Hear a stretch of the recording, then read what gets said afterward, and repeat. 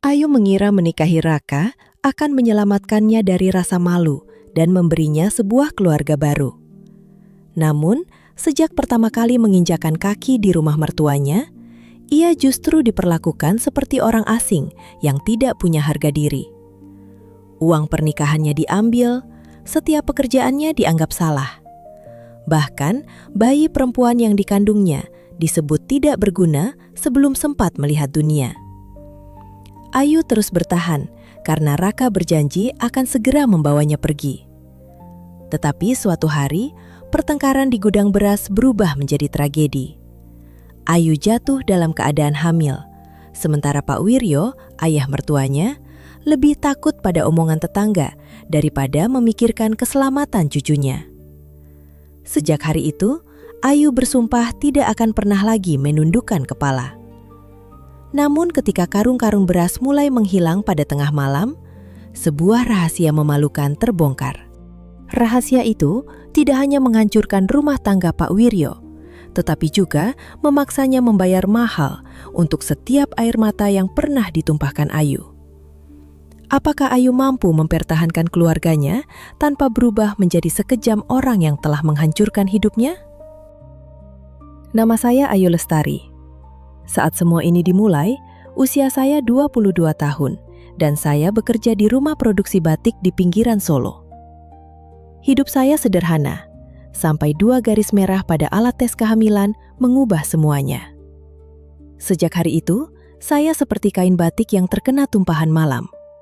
Sekali salah, bekasnya sulit dihapus. Saya mengenal Raka Pratama 2 tahun sebelumnya, saat menghadiri ulang tahun teman sekolah. Raka bukan laki-laki yang pandai merayu. Ia lebih sering gugup dan salah bicara. Tetapi ia sabar, ringan tangan, dan tidak gengsi membantu siapapun.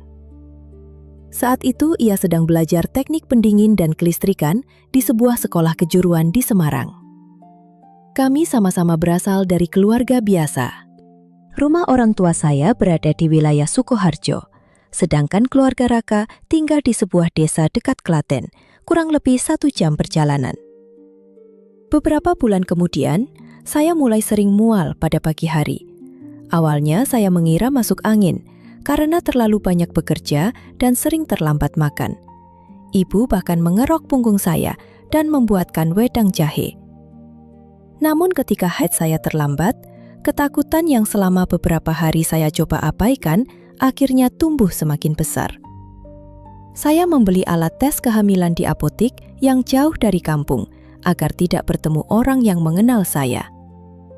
Ketika 2 garis merah muncul, lutut saya seperti kehilangan tenaga.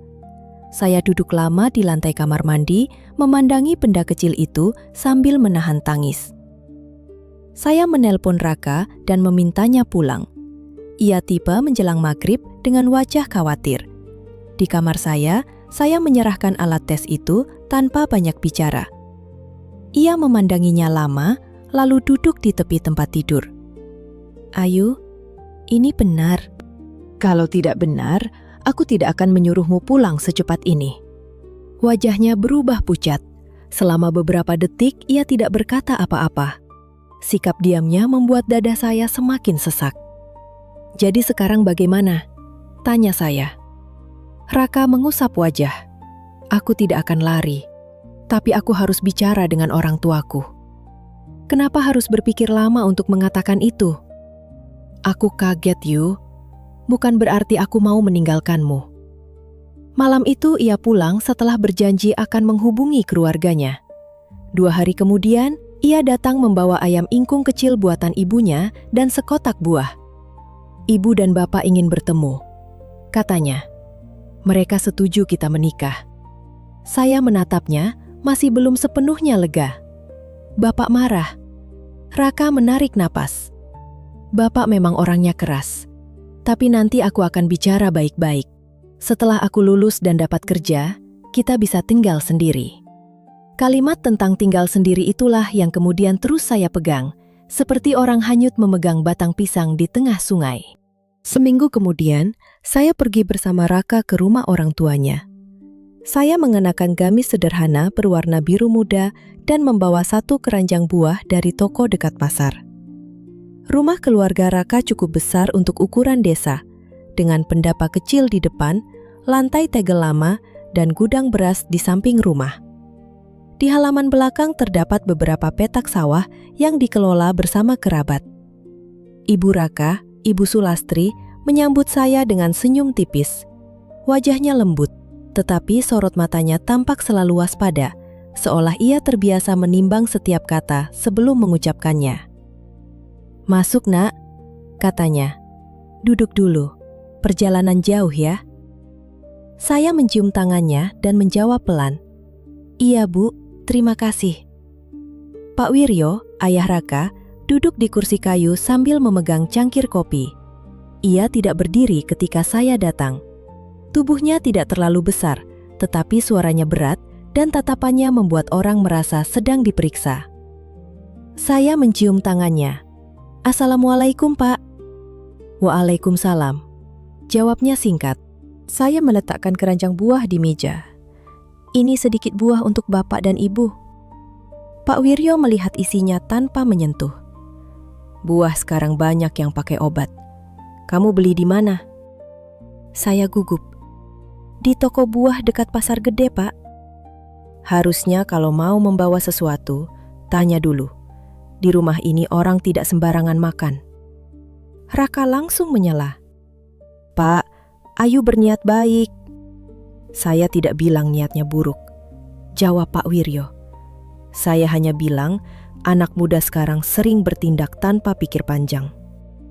Kalimat itu terdengar seperti bukan hanya membicarakan buah. Saya tahu maksudnya. Pipi saya terasa panas, tetapi saya menunduk dan meminta maaf. Ibu Sulastri segera mengambil keranjang itu. "Sudah, nanti buahnya dicuci. Ayu, kamu duduk saja." Pak Wiryo kemudian bertanya tentang pekerjaan saya.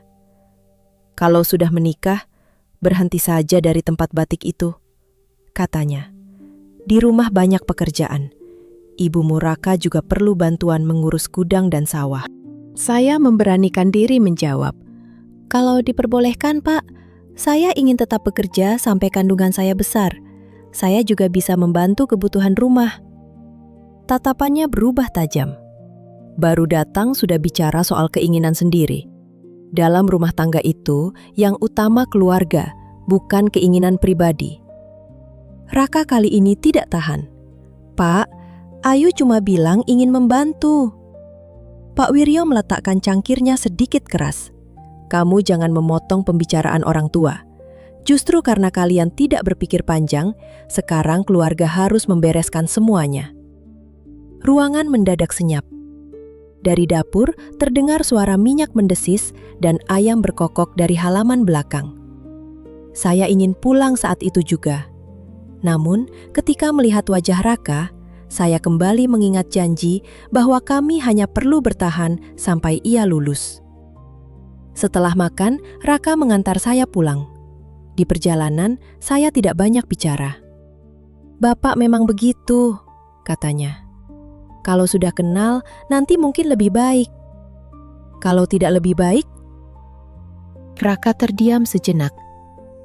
"Kita akan tinggal sendiri." Beberapa hari kemudian, keluarga Raka datang ke rumah kami untuk membicarakan pernikahan. Ibu menyiapkan teh, pisang rebus, lemper, dan kue lapis. Ayah mengenakan kemeja terbaiknya. Meski kecewa kepada saya, ia tetap berusaha menjaga martabat keluarga. Pak Wiryo datang bersama Ibu Sulastri, seorang paman, dan ketua RT dari desanya. Setelah pembicaraan pembuka, ia langsung menyampaikan bahwa pernikahan harus dilakukan secepat mungkin. "Kami menerima Ayu, karena bagaimanapun, anak dalam kandungannya adalah darah keluarga kami," katanya. "Tapi kami ingin acaranya sederhana. Tidak perlu resepsi besar.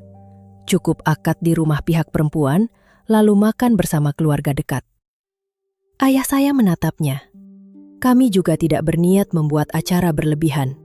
Yang penting, anak-anak menikah secara baik." Pak Wiryo mengangguk, lalu menambahkan, "Namun saya ingin semuanya jelas. Karena keadaan ini sudah menjadi pembicaraan orang, Kami tidak ingin keluarga kami dianggap menyelenggarakan pesta seolah tidak terjadi apa-apa. Wajah ibu saya berubah. Tangannya yang memegang ujung kerudung mulai gemetar. Ayah menjawab dengan suara tertahan. Anak saya memang salah, Pak. Tapi kesalahan itu dilakukan berdua. Saya tidak mengatakan anak saya tidak salah, kata Pak Wiryo. Hanya saja, perempuan seharusnya lebih menjaga diri. Saya merasa seperti dipermalukan di depan semua orang. Raka yang duduk di sebelah saya meremas tangan saya, tetapi ia tidak membantah ayahnya. Pak Wiryo melanjutkan bahwa keluarga mereka tidak akan memberikan pesta adat lengkap. Tidak ada kirap, tidak ada hiburan, dan tidak perlu banyak undangan. Ia mengatakan semua itu untuk menjaga nama baik. Ayah saya menarik napas panjang. Baik, kami setuju acara sederhana, tapi jangan sampai kesederhanaan itu menjadi alasan untuk merendahkan anak kami. Ruangan kembali sunyi. Ketua RT mencoba mencairkan suasana dengan membicarakan tanggal baik dan kesiapan penghulu. Namun sejak saat itu saya tahu, pernikahan saya tidak dibangun di atas sambutan hangat. Saya memasuki keluarga yang sejak awal menganggap kehadiran saya sebagai beban. Akad nikah dilaksanakan 3 minggu kemudian pada hari Jumat pagi. Halaman rumah kami dipasangi tenda kecil. Ibu dan para tetangga memasak nasi liwet, ayam semur, sambal goreng kentang, acar, dan kerupuk. Tidak ada panggung pelaminan mewah, hanya beberapa kursi berbalut kain putih dan hiasan bunga melati yang dibuat oleh sepupu saya. Ketika Raka mengucapkan ijab kabul dengan satu tarikan napas, air mata saya jatuh. Untuk sesaat, saya melupakan semua perkataan Pak Wiryo. Saya hanya melihat laki-laki yang saya cintai duduk di hadapan penghulu dan berjanji menjadi suami saya. Setelah akad, para tamu datang memberi ucapan selamat. Beberapa tetangga memeluk saya dan berbisik agar saya sabar menjalani rumah tangga. Kata sabar terdengar begitu sering pada hari itu. Seolah-olah semua orang sudah mengetahui bahwa kehidupan setelah pernikahan bukanlah jalan yang mudah. Sore harinya, saya dibawa ke rumah keluarga Raka. Ibu Sulastri menyambut dengan air bunga dan menaburkan sedikit beras kuning sebagai simbol doa keselamatan. Ia memeluk saya sebentar. Mulai sekarang, anggap ibu seperti ibumu sendiri, katanya. Saya hampir menangis mendengarnya. Di tengah semua ketegangan, perkataan sederhana itu terasa seperti segelas air dingin setelah berjalan jauh di bawah terik matahari. Namun malam itu, setelah para tamu pulang dan rumah mulai sepi, Pak Wiryo memanggil saya serta Raka ke ruang depan.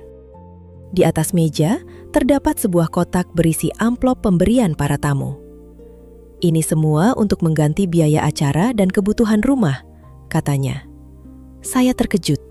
Sebagian besar amplop itu diberikan oleh saudara dan teman-teman saya.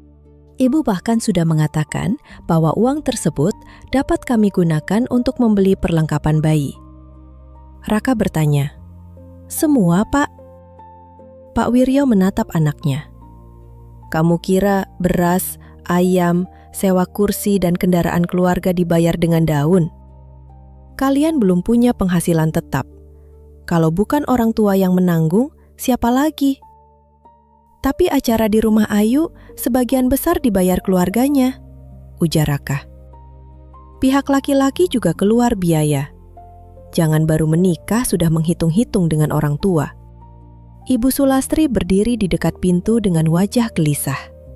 Ia sempat berkata pelan, "Mungkin sebagian bisa diberikan kepada anak-anak untuk kebutuhan awal." Pak Wiryo langsung menoleh. "Kamu jangan memanjakan mereka. Kalau dari awal semuanya diberi, nanti mereka tidak tahu susahnya hidup." Saya memandang kotak amplop itu. Di sana ada bantuan dari saudara-saudara saya, teman kerja, dan para tetangga yang hidupnya juga tidak berlebihan. Beberapa dari mereka mungkin menyisihkan uang belanja hanya untuk memberi kami hadiah. Namun saya tidak berani berdebat. Saya baru beberapa jam menjadi menantu di rumah itu. "Baik, Pak," kata saya akhirnya. Pak Wiryo terlihat puas. "Nah, begitu. Jadi menantu harus tahu unggah-ungguh. Jangan merasa setelah menikah bisa bebas melakukan apa saja. Malam itu, di kamar yang baru dicat dan masih berbau kayu, Raka meminta maaf. Aku tidak menyangka Bapak akan mengambil semuanya. Saya duduk di tepi kasur sambil melepas tusuk konde. Kamu selalu bilang tidak menyangka. Ayo, aku bukan mempermasalahkan uangnya saja. Aku takut sejak awal semua keputusan hidup kita akan diambil oleh bapakmu. Raka duduk di samping saya. Beri aku waktu. 2 atau 3 bulan lagi aku selesai sekolah. Setelah dapat kerja, kita cari kontrakan. Janji? Ia menggenggam tangan saya erat-erat. Janji. Di luar kamar, terdengar suara Pak Wiryo berbicara keras kepada istrinya tentang sisa makanan, kursi sewaan, dan beberapa wadah yang belum dikembalikan oleh para tetangga. Suaranya memenuhi rumah seperti bunyi kentongan di tengah malam. Keras, berulang, dan sulit diabaikan. Saya berbaring di samping suami saya sambil memegang perut yang belum terlihat membesar. Saat itu, saya masih berharap rumah tersebut hanya membutuhkan waktu untuk menerima saya. Saya percaya bahwa jika saya rajin, sopan, dan tidak banyak menuntut, Pak Wiryo lambat laun akan memperlakukan saya sebagai bagian dari keluarga. Saya belum tahu bahwa bagi Pak Wiryo, saya bukan anggota keluarga yang harus dilindungi. Saya hanyalah perempuan yang datang membawa seorang calon cucu, setumpuk pekerjaan rumah, dan seseorang yang dapat disalahkan setiap kali hidupnya tidak berjalan sesuai keinginannya. 3 hari setelah pernikahan, Raka harus kembali ke Semarang untuk menyelesaikan masa prakteknya. Sejak pagi, ia sudah memasukkan pakaian ke dalam tas ransel hitam yang jahitannya mulai lepas di bagian samping. Saya duduk di tepi ranjang sambil melipat kaosnya, berusaha menahan perasaan yang sejak semalam menyesakkan dada. Kalau ada apa-apa, telepon aku, katanya. Saya mengangguk. Kamu juga jangan lupa makan. Raka menyentuh kepala saya. Tinggal 2 bulan lagi. Setelah itu aku pulang, cari kerja, lalu kita pikirkan tempat tinggal sendiri. Janji itu kembali menjadi pegangan saya. 2 bulan terdengar singkat, meskipun saat itu saya belum tahu bahwa 1 hari di rumah Pak Wiryo bisa terasa lebih panjang daripada musim kemarau. Ketika motor Raka menghilang di tikungan, rumah mendadak terasa asing. Ibu Sulastri sudah berada di dapur sejak subuh, menanak nasi, menggoreng tempe, dan membuat sayur bening bayam. Saya membantu menyiapkan teh dan mengiris cabai untuk sambal terasi. Perut saya masih sering mual, tetapi saya tidak ingin dianggap malas pada hari pertama ditinggal suami. Pak Wiryo masuk ke dapur dan membuka tudung saji satu persatu. Lauk cuma tempe. Masih ada telur bacem, jawab Ibu Sulastri. Telur tinggal 2, kalau dimakan pagi ini, siang nanti apa? Saya segera berkata, biar saya goreng tahu juga, Pak. Ia menoleh. Tidak usah sok rajin setelah ditegur. Dari tadi mestinya sudah dipikirkan. Saya menahan napas dan kembali mengiris cabai. Ujung pisau mengenai jari saya, tetapi saya hanya membilas luka kecil itu dan melanjutkan pekerjaan. Di rumah itu, niat baik seolah sudah dianggap salah sebelum selesai dikerjakan. Seusai sarapan, Ibu Sulastri mengajak saya ke gudang beras di samping rumah.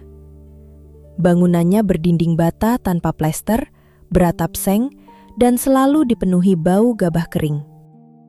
Tugas kami menimbang beras, mencatat pesanan warung, dan memastikan karung yang akan diantar tidak bocor. Kamu jangan mengangkat yang berat, kata Ibu Sulastri. Cukup bantu mencatat dan mengikat tali. Namun belum sampai 1 jam, Pak Wiryo datang dan melihat saya duduk.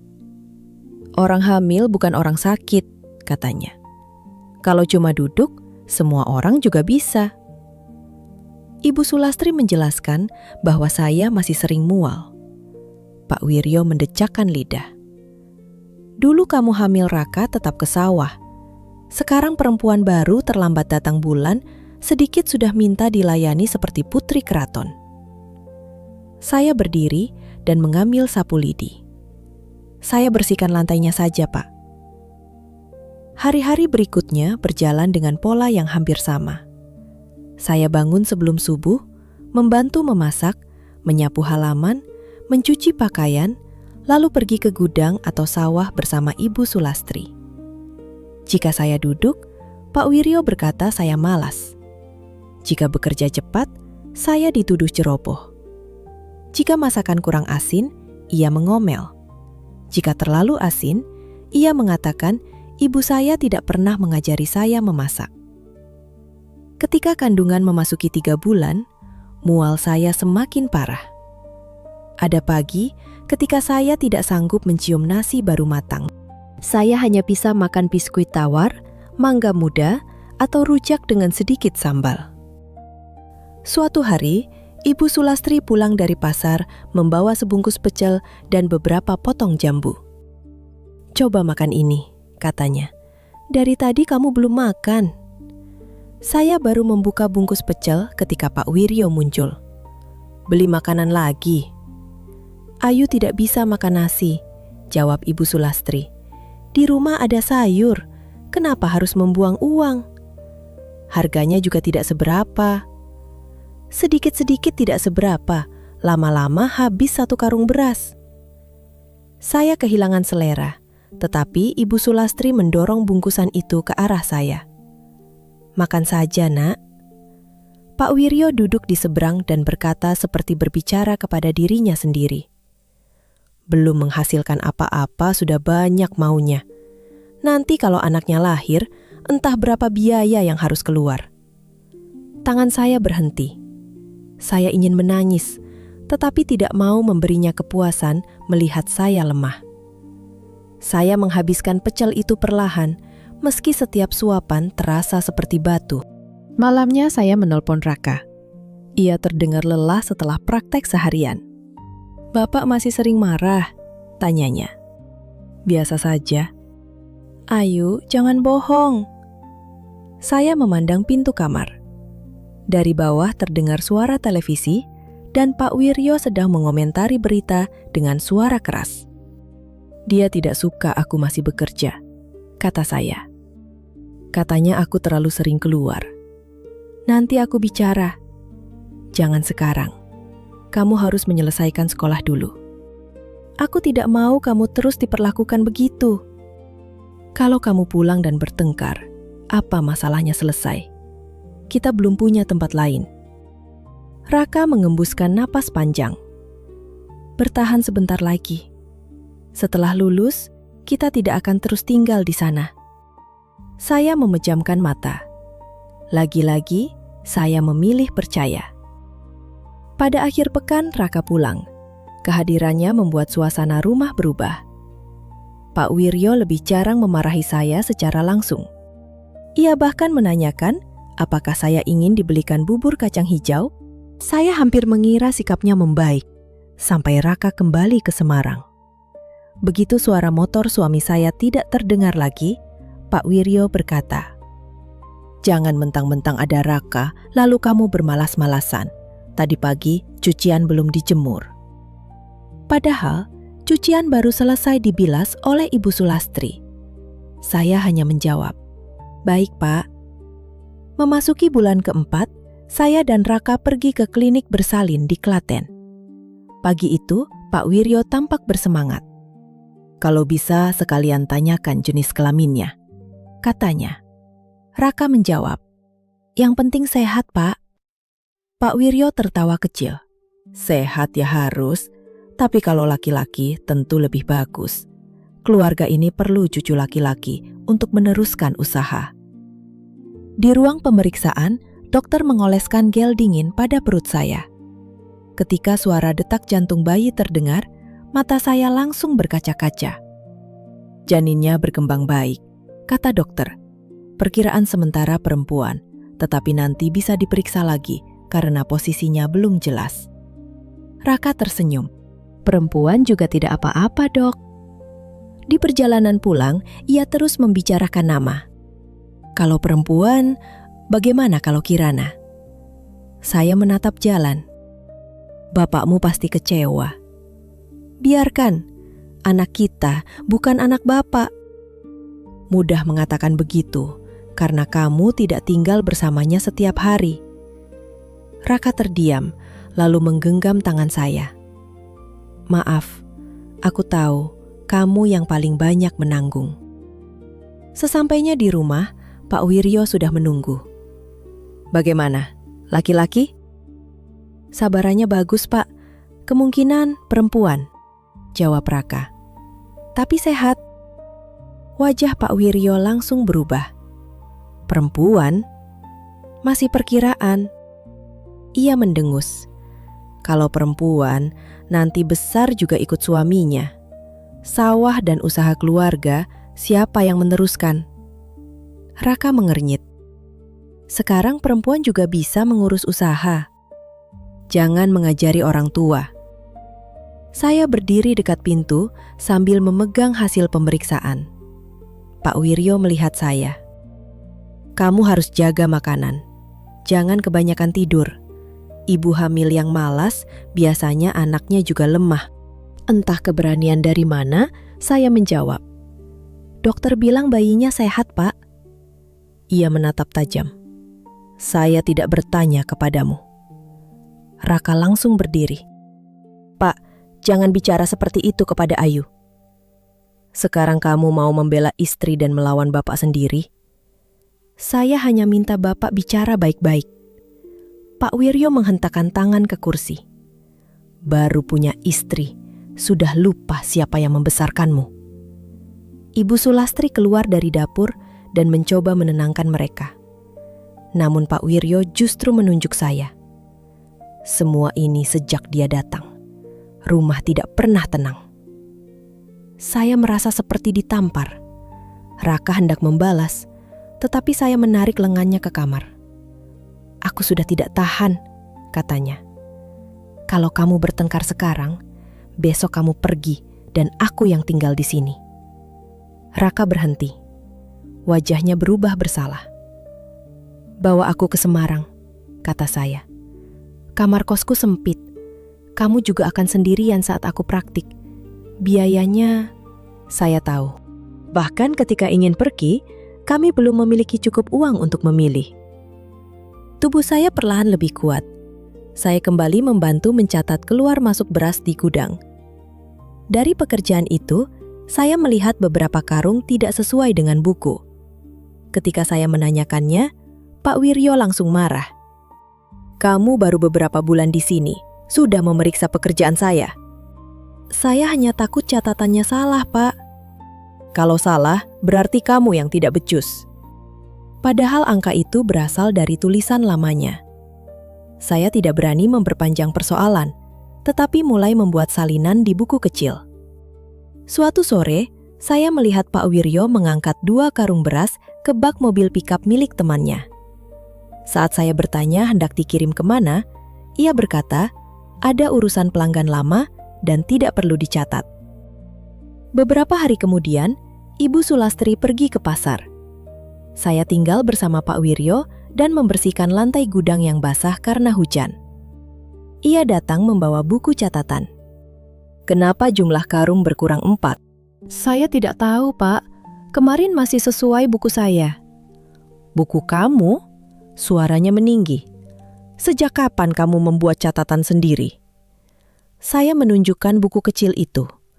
Ia merampasnya, membalik halaman, lalu melemparkannya ke lantai. Kamu mencurigai saya? Saya tidak mencurigai siapapun. Saya hanya menjalankan tugas. Jangan merasa paling pintar. Kamu datang ke rumah ini tanpa membawa apa-apa. Sekarang berani mengawasi usaha saya. Saya membungkuk mengambil buku. Untuk pertama kalinya, saya tidak meminta maaf. Kalau catatannya jelas, kita tidak perlu saling menuduh. Wajahnya memerah. Kamu bilang saya menuduh. Bapak bertanya seolah saya yang harus bertanggung jawab. Ia melangkah mendekat. Jantung saya berdegup keras. Saya teringat 2 karung yang dibawa pergi, tetapi belum berani menyebutkannya. Ibu Sulastri pulang lebih cepat dan segera menyadari suasana tegang. Ada apa? Pak Wiryo menunjuk saya. Menantumu merasa jadi pemilik gudang. Dia mencatat diam-diam dan menuduh beras hilang karena saya. Saya tidak berkata begitu, Bu. Ibu Sulastri mengambil buku saya dan melihat isinya. Catatannya rapi. Memang ada salahnya. Pak Wiryo menatap istrinya. Kamu membela dia. Saya hanya bilang tidak ada salahnya membuat catatan. Gudang mendadak sunyi, kecuali suara hujan di atap seng. Pak Wiryo memandang kami bergantian, lalu menendang karung kosong. Bagus, sekarang kalian berdua satu pihak. Ia keluar sambil membanting pintu. Tangan Ibu Sulastri gemetar. Maaf, Bu, kata saya. Bukan kamu yang membuatnya marah, jawabnya. Dia marah karena untuk pertama kalinya ada orang yang menyimpan catatan selain dirinya. Saya menatapnya. Ibu tahu soal beras yang hilang? Ia tidak menjawab langsung. Ia hanya menyerahkan buku kecil itu. Simpan baik-baik. Jangan sampai dia mengambilnya. Malamnya saya menyembunyikan buku tersebut di antara kain batik. Ketika berbaring sendirian, bayi dalam kandungan saya bergerak untuk pertama kali. Gerakannya lembut, seperti ikan kecil menyentuh permukaan air. Saya menempelkan tangan pada perut. Kirana, bisik saya memakai nama pilihan Raka. Ibu akan menjaga kamu. Di luar, terdengar pintu belakang dibuka. Mesin motor Pak Wiryo menyala pelan. Saya melihat jam dinding. Hampir tengah malam. Dari celah jendela, saya melihat 2 karung beras terikat di belakang motornya. Saya belum tahu kemana ia pergi. Namun malam itu, saya mulai mengerti bahwa Pak Wiryo bukan hanya tidak menyukai saya. Ia juga takut saya melihat terlalu banyak. Sejak malam ketika saya melihat 2 karung beras terikat di belakang motor Pak Wiryo, tidur saya tidak pernah benar-benar nyenyak. Setiap mendengar pintu belakang berderit atau suara mesin menyala setelah tengah malam, mata saya langsung terbuka. Kadang ia pulang 1 jam kemudian, kadang menjelang azan subuh. Anehnya, keesokan harinya ia tetap duduk di pendapa sambil minum kopi. Seolah semalam tidak pernah pergi kemana-mana. Saya tidak langsung menceritakannya kepada Raka. Saya belum mempunyai bukti selain apa yang saya lihat dari jendela. Pak Wiryo dihormati oleh banyak orang di desa. Ia menjadi pengurus kelompok tani, sering diminta berbicara dalam pertemuan warga, dan pandai menampilkan wajah ramah di depan orang lain. Kepada tetangga, ia bisa tertawa lebar, meminjamkan pompa air, atau memberi nasihat tentang cara mengelola hasil panen. Hanya orang-orang di dalam rumah yang mengenal sisi lain dirinya. Jika saya menuduh tanpa bukti, ia pasti akan mengatakan bahwa saya sengaja merusak nama baik keluarga. Lebih buruk lagi, Raka mungkin terjepit di antara saya dan ayahnya. Karena itu, saya hanya menyimpan setiap kejadian dalam buku kecil. Saya mencatat jumlah karung yang masuk, jumlah yang keluar, tanggal pengiriman, dan nama warung yang membeli beras. Buku itu saya bungkus dengan kain, lalu saya simpan di bagian bawah lemari, di bawah tumpukan pakaian yang jarang dipakai. Kehamilan saya telah memasuki bulan ke-5. Perut saya mulai terlihat jelas, dan gerakan Kirana semakin kuat. Setiap malam sebelum tidur, saya berbicara kepadanya. Saya menceritakan hal-hal kecil, seperti suara gamelan dari radio tetangga, aroma tanah setelah hujan, dan rencana membeli baju bayi berwarna kuning agar bisa digunakan jika perkiraan dokter berubah. Ibu Sulastri pernah melihat saya mengusap perut sambil tersenyum. Bayinya bergerak, tanyanya. Saya mengangguk. Sepertinya dia paling aktif kalau malam. Wajah Ibu Sulastri melunak. Ia meletakkan telapak tangannya di perut saya. Ketika Kirana menendang, matanya langsung berbinar. Anak perempuan biasanya dekat dengan ibunya, katanya. Semoga nanti dia tumbuh sehat dan tidak keras kepala seperti bapaknya. Kami tertawa kecil. Namun tawa itu berhenti ketika suara sandal Pak Wiryo terdengar dari ruang depan. Ibu Sulastri segera menarik tangannya, seperti orang yang tertangkap melakukan kesalahan. Pak Wiryo masuk sambil membawa koran. "Apa yang kalian tertawakan?" "Bayinya menendang," jawab Ibu Sulastri. Ia melihat perut saya sekilas. "Gerakannya kuat, belum tentu laki-laki. Jangan terlalu berharap." Saya tidak menjawab. Sejak pemeriksaan di klinik, ia hampir selalu menyebut soal cucu laki-laki.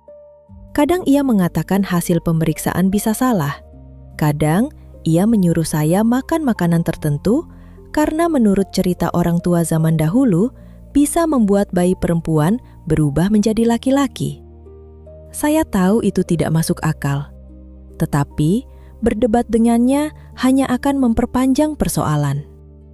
Suatu pagi, seorang pedagang warung datang mengambil 10 karung beras. Setelah ia pergi, saya memeriksa gudang dan menemukan jumlahnya berkurang 2 karung lebih banyak. Saya mendatangi Ibu Sulastri yang sedang menjemur kerupuk. "Bu, semalam Bapak keluar lagi?" Tangannya berhenti menata kerupuk. "Kamu melihatnya?" "Saya melihat motor dan karung beras." Ia menatap halaman, memastikan tidak ada orang lain. "Jangan tanyakan itu kepada Bapak." "Kenapa?" "Karena dia akan marah." "Kalau beras terus hilang, nanti saya yang dituduh." Ibu Sulastri menghela napas. Ibu juga sudah lama tahu. Kadang dia bilang diberikan kepada kenalan yang belum bisa membayar. Kadang katanya untuk kebutuhan kelompok tani. "Kalau memang begitu, kenapa tidak dicatat?" Ia tidak menjawab. Wajahnya terlihat lelah, seperti sawah yang retak setelah terlalu lama tidak terkena hujan. "Sebelum kamu datang pun dia sering begitu," katanya akhirnya. Ibu pernah bertanya, tapi malah dimarahi. Katanya perempuan tidak perlu tahu urusan usaha. "Beras itu juga hasil kerja ibu." Di atas kertas, semuanya atas nama dia. Kalimat itu membuat saya memahami mengapa Ibu Sulastri begitu sering diam. Selama puluhan tahun ia bekerja di sawah, memasak untuk para buruh, mengurus gudang, dan menjual hasil panen. Namun di mata suaminya, semua itu bukanlah pekerjaan yang memberinya hak untuk bertanya. Saya menggenggam tangannya. Ibu tidak seharusnya diperlakukan seperti ini. Ia tersenyum pahit. Dulu ibu juga berpikir, setelah punya anak dia akan berubah. Lalu ibu berpikir, setelah usahanya maju, dia akan lebih tenang. Setelah Raka besar, ibu berharap dia tidak mudah marah lagi. Ternyata orang yang tidak mau berubah akan tetap seperti batu di tengah sungai. Air terus mengalir, tetapi batunya tetap di tempat. Hari itu saya menelpon Raka dan menceritakan tentang beras yang hilang. Saya tidak menyampaikan semua perkataan ibunya, hanya menjelaskan bahwa catatan gudang tidak sesuai. "Aku akan tanya Bapak saat pulang," katanya. "Jangan bilang aku yang menceritakan." "Lalu bagaimana aku bertanya?" "Bilang saja kamu sedang belajar mengurus usaha keluarga." Raka pulang pada Sabtu sore. Ketika makan malam, ia bertanya dengan nada santai tentang jumlah beras yang terjual bulan itu. Pak Wiryo langsung menatapnya curiga. "Kenapa tiba-tiba bertanya?" "Aku ingin belajar, Pak. Nanti kalau sudah pulang, mungkin aku bisa membantu." "Fokus saja menyelesaikan sekolahmu. Gudang masih bisa saya urus." "Kalau aku tahu catatannya, nanti lebih mudah membantu." Pak Wiryo meletakkan sendok. "Ini pertanyaanmu sendiri atau ada orang yang menyuruh?" Saya menunduk, tetapi bisa merasakan tatapannya mengarah kepada saya. Raka menjawab, "Tidak ada yang menyuruh." "Kalau begitu, jangan ikut campur sebelum waktunya." Seusai makan, Pak Wiryo memanggil saya ketika Raka sedang mandi. "Kamu mengadu kepada suamimu?" "Saya hanya menjelaskan kondisi gudang." "Siapa yang menyuruhmu menjelaskan?" "Raka bertanya tentang keadaan rumah." Pak Wiryo mendekat dan merendahkan suara. "Dengar baik-baik. Kamu menumpang di rumah saya. makan dari beras saya. Jangan merasa karena mengandung cucu saya, kamu boleh mengatur semuanya. Saya menatapnya. Saya tidak mengatur. Saya hanya tidak ingin disalahkan untuk sesuatu yang tidak saya lakukan. Apa maksudmu? Jumlah beras berkurang saat saya tidak mengeluarkannya. Wajahnya berubah merah. Kamu menuduh saya mencuri barang sendiri? Saya tidak mengatakan itu.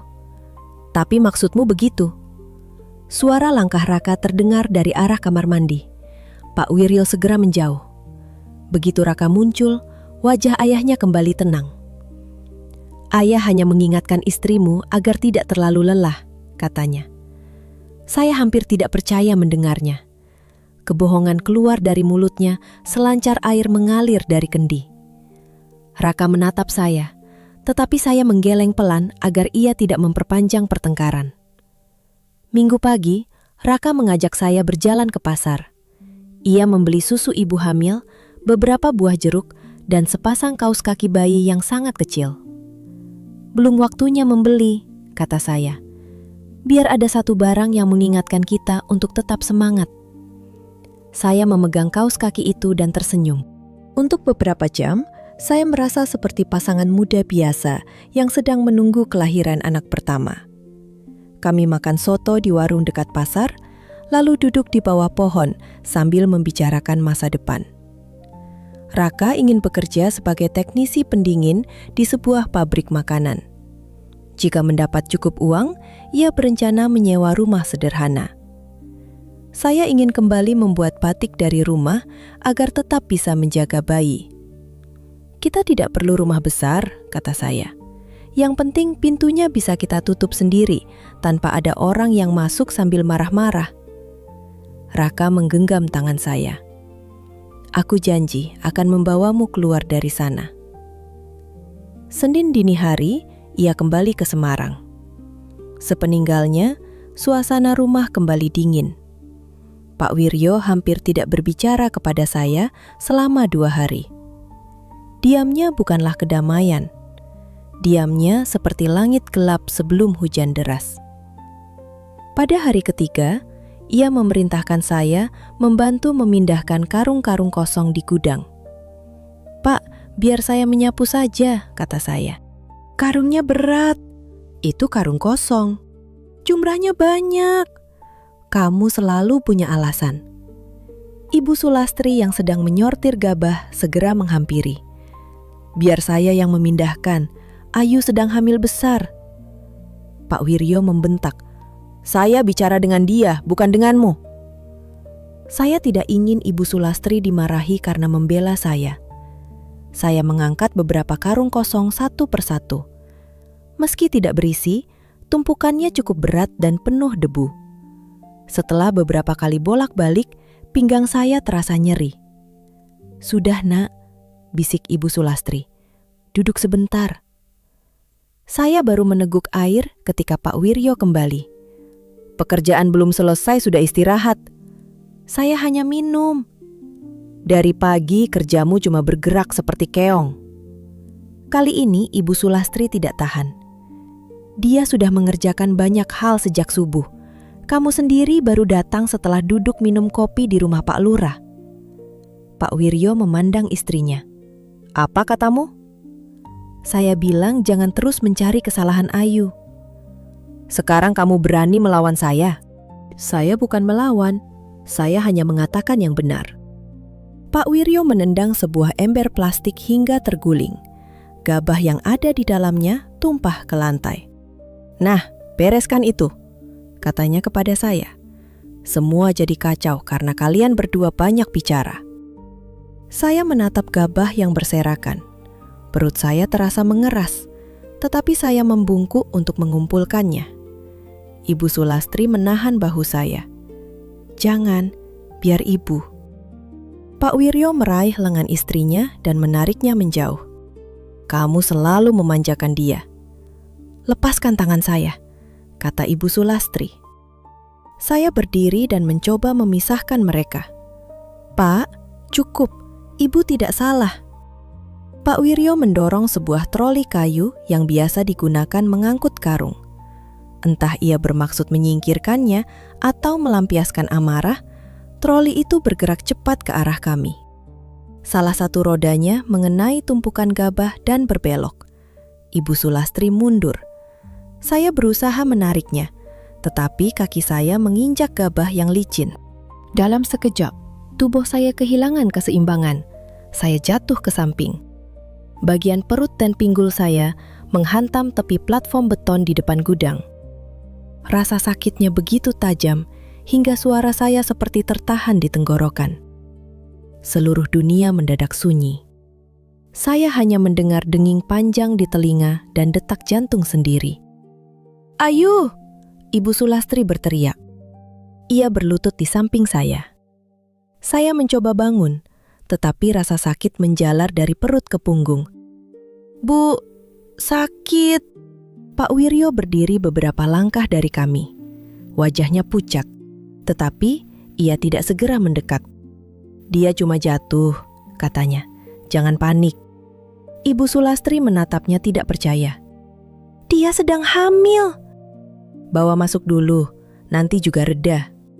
Saya merasakan sesuatu yang hangat membasahi kain saya. Ketika melihat noda merah, napas saya terhenti. "Bu, darah!" Ibu Sulastri langsung menjerit memanggil tetangga. Pak Wiryo menutup pintu gudang dengan tergesa-gesa. "Jangan berteriak, nanti orang-orang datang dan membuat masalah semakin besar. Anak ini harus dibawa ke rumah sakit. Puskesmas saja dulu. Kalau menunggu kendaraan desa terlalu lama." Pak Wiryo masih berdiri seperti orang yang sedang menghitung untung rugi. Saya tidak tahu apakah ia takut pada keselamatan saya atau lebih takut rahasia di gudang terbuka di hadapan tetangga. Ibu Sulastri berlari keluar menuju rumah Pak Joko yang memiliki mobil pickup. Saya berusaha meraih telepon dari saku, tetapi tangan saya gemetar. Setelah beberapa kali gagal, akhirnya saya berhasil menghubungi Raka. "Halo, Yu?" Mendengar suaranya, air mata saya mengalir. "Raka, aku jatuh." "Apa?" "Perutku sakit, ada darah." Suara di ujung sana berubah panik. "Bawa ke rumah sakit sekarang, aku pulang." Telepon terlepas dari tangan saya. Pak Wiryo mengambilnya dari lantai dan mematikan panggilan. "Tidak perlu membuat suamimu panik sebelum jelas," katanya. Saya menatapnya dengan kebencian yang belum pernah saya rasakan sebelumnya. "Kalau sesuatu terjadi pada anak saya, jangan menuduh saya, kamu sendiri yang tidak hati-hati." Kalimat itu terasa lebih menyakitkan daripada benturan di tubuh saya. Beberapa menit kemudian, Ibu Sulastri kembali bersama Pak Joko. Mereka membantu saya naik ke dalam mobil. Pak Wiryo sempat mengatakan ia harus mengganti pakaian terlebih dahulu. Ibu Sulastri membentaknya. "Kalau kamu tidak mau ikut, tidak usah. Saya akan menemani Ayu." Kami berangkat tanpa dirinya. Perjalanan ke rumah sakit terasa sangat panjang. Setiap kali mobil melewati jalan berlubang, rasa sakit di perut saya semakin kuat. Saya memegang tangan Ibu Sulastri sambil terus berdoa dalam hati. "Bertahan, Nak," bisik saya kepada bayi saya. "Tolong bertahan, Ibu di sini." Sesampainya di rumah sakit, perawat membawa saya ke ruang pemeriksaan. Dokter menggerakkan alat ultrasonografi di atas perut saya. Ia tidak berkata apa-apa selama beberapa saat. Keheningannya membuat saya semakin takut. "Dok, anak saya bagaimana?" Dokter menatap layar, lalu memanggil perawat lain. Mereka memeriksa sekali lagi. Saya mencari suara detak jantung yang dulu memenuhi ruangan di klinik, namun kali ini tidak ada suara apapun. Dokter akhirnya duduk di samping saya. "Ibu Ayu, kami sudah memeriksa beberapa kali. Saya sangat menyesal. Detak jantung janin tidak ditemukan." Saya menatapnya tanpa memahami kata-katanya. "Maksud dokter?" "Benturannya cukup berat. Terjadi perdarahan dan pelepasan plasenta. Bayinya tidak dapat diselamatkan." Dunia saya runtuh tanpa suara. Saya memegang perut, berharap Kirana bergerak seperti biasanya. Tidak ada tendangan kecil, Tidak ada gerakan seperti ikan di permukaan air. Hanya rasa sakit dan kekosongan yang dingin. "Periksa lagi, Dok," kata saya. "Tadi malam dia masih bergerak." Dokter menggeleng pelan. Ibu Sulastri menangis di samping tempat tidur. Ia memeluk kepala saya sambil terus meminta maaf. "Maafkan Ibu, Nak. Maafkan Ibu." Saya tidak bisa menjawab. Air mata mengalir, tetapi suara tangis tidak keluar. Saya merasa tubuh saya masih ada di ruangan itu, sementara jiwa saya tertinggal di gudang, tepat di tempat saya jatuh. Raka tiba beberapa jam kemudian dengan pakaian penuh debu perjalanan. Ia berlari ke kamar dan memeluk saya. "Ayu." Saya menatapnya. Kirana sudah tidak ada. Wajahnya runtuh. Ia menundukkan kepala di dada saya dan menangis tanpa suara. Untuk pertama kalinya, saya melihat Raka benar-benar kehilangan kekuatan. Dokter menjelaskan bahwa saya harus menjalani tindakan medis untuk mengeluarkan janin. Saya mendengar semuanya seperti dari tempat yang sangat jauh. Kata-kata dokter melewati telinga saya tanpa meninggalkan arti. Sebelum dibawa ke ruang tindakan, saya berkata kepada Raka, "Bapakmu tidak mau segera membawa aku ke rumah sakit." Raka menatap ibunya. Ibu Sulastri tidak sanggup menyembunyikan kebenaran. "Ayahmu mendorong troli saat marah. Ayu jatuh ketika mencoba melindungi ibu." Raka mengepalkan tangan. "Di mana Bapak?" "Belum datang." Tatapannya berubah gelap. Ia hendak keluar, tetapi saya menahan lengannya. "Jangan sekarang. Aku harus bicara dengannya. Aku tidak mau kamu meninggalkan aku." Raka berhenti. Ia duduk kembali dan menggenggam tangan saya sampai perawat datang menjemput. Beberapa jam kemudian, ketika saya sadar, perut saya terasa kosong. Di kursi dekat ranjang, Raka duduk dengan mata merah. Ibu Sulastri berada di sudut ruangan sambil membaca doa dari buku kecil. Pak Wiryo akhirnya datang menjelang malam. Ia berdiri di pintu membawa kantong buah, seolah sedang menjenguk orang sakit biasa. "Bagaimana keadaannya?" tanyanya. Raka berdiri perlahan. "Bapak masih berani bertanya?" Pak Wiryo melirik ke arah koridor. "Jangan bicara keras di rumah sakit. Anak kami meninggal. Saya juga kehilangan cucu. Bapak kehilangan cucu karena Bapak tidak bisa mengendalikan amarah." Pak Wiryo menegang. "Istrimu jatuh karena tidak hati-hati. Jangan melempar kesalahan kepada saya." Saya melihat Raka hendak menerjangnya. Ibu Sulastri segera memeluk tubuh anaknya. "Raka, jangan di sini." Pak Wiryo meletakkan kantong buah di meja. "Sudah, jangan memperbesar masalah. Musibah tidak ada yang tahu." Saya menatapnya dari tempat tidur. Di dalam diri saya, sesuatu yang selama berbulan-bulan menahan rasa takut akhirnya patah. "Ini bukan sekadar musibah, Pak," kata saya. "Ini akibat dari kemarahan Bapak." Ia menatap saya tajam, tetapi kali ini saya tidak menunduk. "Mulai hari ini," lanjut saya tidak akan diam lagi setiap kali Bapak memperlakukan kami seenaknya." Pak Wiryo mendengus. "Baru kehilangan anak, sudah berani kurang ajar." Raka berdiri di antara kami. "Keluar, Pak." "Apa?" "Keluar dari kamar ini." Pak Wiryo tampak tidak percaya bahwa anaknya berani mengusirnya. Namun ketika Raka membuka pintu dan menunjuk koridor, ia akhirnya pergi sambil menggumamkan kata-kata tentang anak yang tidak tahu membalas budi. Malam itu saya tidak bisa tidur. Saya terus membayangkan sepasang kaos kaki kecil yang dibeli Raka di pasar. Saya membayangkan wajah Kirana yang tidak pernah sempat saya lihat, suaranya yang tidak pernah sempat saya dengar, dan tangan mungilnya yang tidak pernah sempat menggenggam jari saya. Ibu Sulastri duduk di samping ranjang hingga subuh.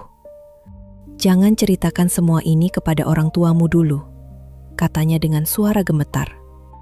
Ibu takut kedua keluarga bertengkar besar. Saya menatap langit-langit kamar rumah sakit. Berapa lama kita harus menyembunyikan kesalahan Pak Wiryo agar keluarga terlihat baik-baik saja? Ia tidak bisa menjawab. Saya memahami ketakutannya. Saya juga tidak ingin ayah dan ibu saya hancur karena mengetahui apa yang terjadi. Namun saya tidak lagi percaya bahwa menutup luka akan membuatnya sembuh. Kirana telah pergi, dan bersama kepergiannya, Ayu yang selalu menunduk juga telah hilang. Saya mungkin masih harus kembali ke rumah itu. Saya mungkin masih belum mempunyai uang atau tempat tinggal lain. Namun sejak hari itu, Pak Wiryo tidak lagi berhadapan dengan menantu yang takut kehilangan penerimaan keluarganya. Ia berhadapan dengan seorang ibu yang telah kehilangan anaknya dan tidak memiliki apapun lagi untuk ditakuti. Sepulang dari rumah sakit, saya tidak langsung kembali menjadi diri sendiri. Tubuh saya memang perlahan pulih, tetapi bagian dalam diri saya terasa seperti rumah yang baru saja diterjang banjir. Dindingnya masih berdiri, atapnya masih tampak utuh, namun segala sesuatu yang pernah memberi rasa aman telah hanyut. Ibu Sulastri merawat saya seperti perempuan yang baru melahirkan. Ia membuatkan sayur daun katuk, sup ayam kampung, dan jamu kunyit asam meskipun saya tidak mempunyai bayi untuk disusui. Setiap kali ia membawa makanan ke kamar, matanya selalu sembab. Ia jarang berbicara tentang Kirana, tetapi saya tahu rasa bersalah terus mengikutinya. Pak Wiryo bersikap seolah tidak terjadi apa-apa. Pada pagi pertama setelah saya pulang, ia duduk di pendapa sambil menyeruput kopi dan berbicara dengan seorang tetangga tentang harga gabah. Ketika saya berjalan menuju kamar mandi, ia hanya melirik sebentar. "Kamu sudah bisa jalan, berarti tidak separah yang dibicarakan orang," katanya. Saya berhenti. "Dokter meminta saya banyak beristirahat." "Ya, istirahat saja, tapi jangan dibuat-buat sampai berbulan-bulan." Dulu saya mungkin akan menunduk dan menjawab dengan sopan. Kali itu, saya menatapnya lurus. "Saya akan mengikuti nasihat dokter, bukan penilaian Bapak." Tetangga yang duduk bersamanya langsung terdiam. Pak Wiryo tampak terkejut. Ia mungkin tidak menyangka saya berani menjawab di depan orang lain. "Mulutmu sekarang semakin panjang," katanya. Saya hanya menjelaskan keadaan saya. Saya melanjutkan langkah tanpa menunggu balasannya. Lutut saya gemetar ketika masuk ke kamar. Tetapi untuk pertama kalinya, rasa takut tidak berhasil memaksa saya meminta maaf. Raka mengambil izin beberapa hari untuk menemani saya. Pada malam hari, ia tidur sambil menggenggam tangan saya, seolah takut saya akan menghilang jika dilepaskan.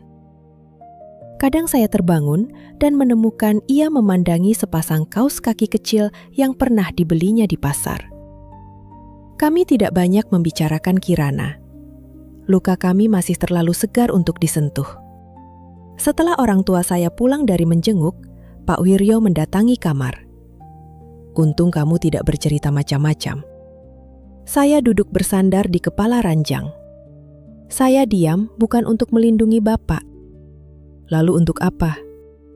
Saya tidak ingin orang tua saya sakit karena mengetahui keadaan sebenarnya. Ia mendengus. "Apa keadaan sebenarnya? Kamu jatuh sendiri. Bapak tahu apa yang terjadi. Jangan mengancam saya." Saya tidak mengancam. Saya hanya tidak akan membiarkan Bapak mengubah kebenaran sesuka hati. Pak Wiryo menunjuk wajah saya. "Selama tinggal di rumah ini, kamu harus tahu aturan." Saya menyingkirkan tangannya dari depan wajah saya. "Saya juga manusia, Pak, bukan karung beras yang bisa dipindahkan kemanapun Bapak mau." Wajahnya mengeras, tetapi sebelum ia sempat menjawab, Raka muncul di pintu. "Bapak sedang apa di sini?" Pak Wiryo berbalik. "Mendidik istrimu?" "Tidak perlu, saya bisa bicara dengan istri saya sendiri." Sejak itu hubungan mereka menjadi dingin. Raka tidak lagi duduk menemani ayahnya minum kopi. Ia membantu ibunya di gudang, memeriksa buku catatan, lalu menemukan kekurangan yang selama ini saya lihat. Ketika ia menanyakannya, Pak Wiryo kembali mengatakan bahwa beberapa karung diberikan kepada pelanggan lama sebagai pinjaman. "Siapa nama pelanggannya?" tanya Raka. "Kamu tidak perlu tahu." "Kalau ini usaha keluarga, aku perlu tahu."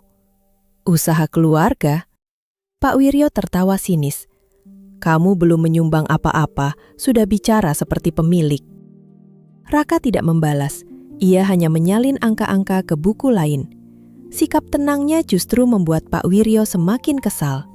2 bulan setelah tragedi itu, Raka akhirnya lulus.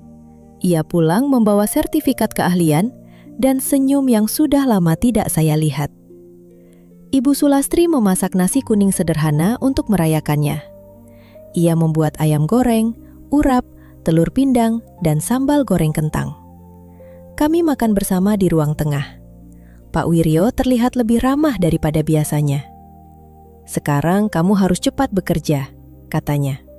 "Kebetulan Bapak punya kenalan di pabrik pengolahan makanan dekat Delanggu. Mereka membutuhkan teknisi pendingin." Mata Raka berbinar. "Benarkah, Pak?" "Bapak sudah bicara dengan kepala bagian. Katanya kalau ada sertifikat dan mau bekerja keras, bisa masuk." Saya memperhatikan wajah Pak Wiryo. Keramahan mendadaknya membuat saya tidak tenang. "Proses melamarnya bagaimana?" tanya saya. Ia menoleh tidak suka. "Ini urusan Raka. Saya istrinya. Kalau berkaitan dengan pekerjaan dan keuangan kami, saya berhak tahu." Pak Wiryo menghela napas, lalu berkata bahwa untuk mendapatkan posisi itu diperlukan uang 20 juta rupiah. Menurutnya, uang tersebut akan diberikan kepada orang dalam yang membantu proses penerimaan. Raka tampak ragu. "Banyak sekali, Pak. Sekarang cari kerja tidak mudah. Kalau tidak mau, masih banyak orang lain. Apakah ada jaminan aku diterima? Kalau tidak yakin kepada Bapak sendiri, tidak usah." Saya langsung teringat amplop pernikahan, beras yang hilang, dan berbagai kebohongan kecil yang selalu ia bungkus dengan alasan keluarga. "Kita bisa melamar sendiri ke perusahaan lain," kata saya kepada Raka setelah kembali ke kamar. "Tapi pekerjaan ini sesuai keahlianku dan lokasinya dekat. 20 juta bukan jumlah kecil." "Aku tahu." Kita juga tidak tahu uang itu benar-benar dibutuhkan atau tidak. Raka duduk di tepi ranjang. "Aku akan menemui orang perusahaan itu langsung." Namun ketika ia menyampaikan rencana tersebut, Pak Wiryo marah. "Kamu mau mempermalukan Bapak? Saya sudah bicara baik-baik, lalu kamu datang menanyakan uang kepada mereka?" "Aku hanya ingin memastikan. Kalau kamu tidak percaya, urus sendiri." Ia pergi sambil membanting pintu. Malam itu Ibu Sulastri mendatangi kamar kami. "Bapakmu memang bertemu seseorang dari pabrik," katanya kepada Raka. "Ibu pernah melihat mereka berbicara di warung." "Apakah benar perlu uang?" Ibu tidak tahu. Keraguan tetap ada, tetapi kesempatan kerja itu terlalu menggoda. Raka ingin segera memperoleh penghasilan agar kami bisa keluar dari rumah tersebut. Kami menghitung tabungan. Uang saya dari membatik hanya sedikit. Raka memiliki beberapa juta dari pekerjaan sambilan selama sekolah. Jumlahnya jauh dari cukup. Akhirnya, saya mengambil 2 lembar kain batik tulis pemberian ibu dan sebuah gelang emas kecil yang diberikan saat menikah. "Jangan jual gelang itu," kata Raka. "Kita tidak punya pilihan lain. Itu pemberian ibumu. Ibu memberikannya untuk membantu hidup kita. Kalau pekerjaan ini benar, kita bisa membeli lagi suatu hari nanti." Kami menjualnya di pasar dan mendapatkan 12 juta rupiah. Raka menyerahkan uang itu kepada Pak Wiryo di hadapan saya serta Ibu Sulastri. "Baru ada segini," katanya. "Sisanya nanti aku pinjam." Pak Wiryo menghitung uang dengan teliti. "Kurang 8 juta. Kami sedang berusaha." Ia terdiam sebentar, lalu berkata, "Sudah, Sisanya Bapak bantu. Anggap saja untuk masa depanmu." Ibu Sulastri tampak lega. Raka bahkan mencium tangan ayahnya dan berterima kasih. Hanya saya yang tidak bisa ikut senang sepenuhnya. Pak Wiryo bukan orang yang mudah memberikan uang tanpa alasan. 2 minggu kemudian, Raka dipanggil bekerja. Gajinya belum besar, tetapi cukup untuk mulai menabung. Ia pulang pada hari pertama dengan seragam abu-abu dan membawa martabak manis. "Aku diterima sebagai teknisi junior," katanya dengan bangga. Beberapa hari kemudian, kami mengunjungi orang tua saya. Ayah bertanya bagaimana pekerjaan baru Raka. Ketika Raka menjawab bahwa semuanya berjalan baik, wajah ayah terlihat heran. "Jadi uang dari Bapak sudah diberikan kepada perusahaan?" Saya dan Raka saling pandang. "Uang apa?" tanya saya. Ayah menjelaskan bahwa Pak Wiryo datang 2 minggu sebelumnya. Ia mengatakan biaya masuk kerja belum cukup dan meminta bantuan 8 juta rupiah. Ayah memberikan 10 juta karena ingin mendukung menantunya. Dada saya seperti disiram air panas. "Pak Wiryo bilang apa kepada ayah?" "Katanya kalian baru punya 12 juta. Dia akan menambahkan sisanya. Bapak pikir uang itu benar-benar diperlukan." Raka menunduk, rahangnya mengeras. Di perjalanan pulang, ia hampir tidak berbicara. Sesampainya di rumah, ia langsung menemui Pak Wiryo yang sedang duduk di pendapa. "Bapak meminta uang kepada mertuaku?" Pak Wiryo tidak terlihat terkejut. "Mereka keluargamu juga. Bapak bilang akan membantu kekurangannya." "Saya yang mendatangi orang perusahaan. Saya yang mengurus semuanya. Meminta bantuan kepada besan itu wajar. Lalu sisa 2 juta kemana?" Pak Wiryo mendecakkan lidah. "Untuk bensin, rokok, dan menjamu orang. Kamu pikir mengurus pekerjaan tidak perlu biaya?" Raka tertawa pendek tanpa kegembiraan. "Jadi Bapak tidak mengeluarkan 1 rupiah pun? Jaga bicaramu. Tanpa saya, kamu belum tentu bekerja." "Bapak bahkan mengambil uang lebih." Pak Wiryo berdiri. "Kamu menghitung jasa orang tua dengan uang? Ini bukan soal menghitung jasa, ini soal kebohongan."